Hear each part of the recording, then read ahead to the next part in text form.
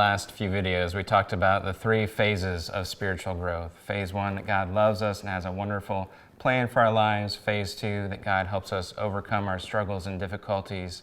And now we've arrived at what is usually a slim portion of our experience, but a very important part of our lives, and that's phase 3.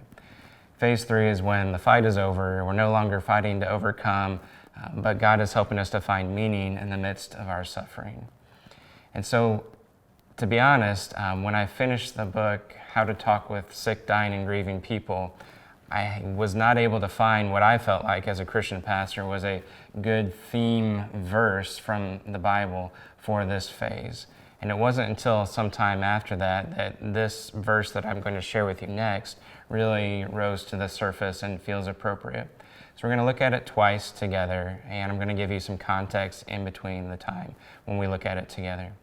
So Ecclesiastes chapter 3, verse 11 says, God has made everything beautiful in its time. He has also set eternity in the human heart. Yet no one can fathom what God has done from beginning to end.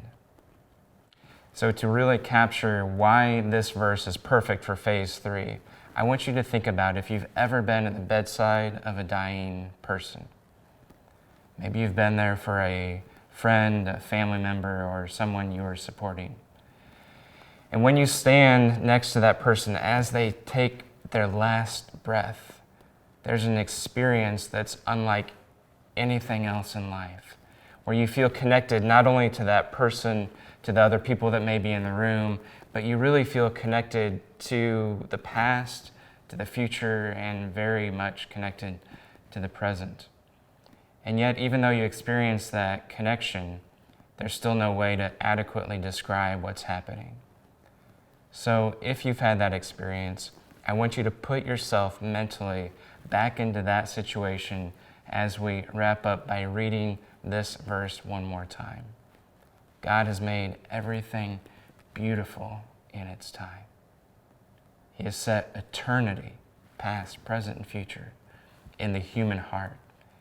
Yet no one can fathom what God has done from beginning to end.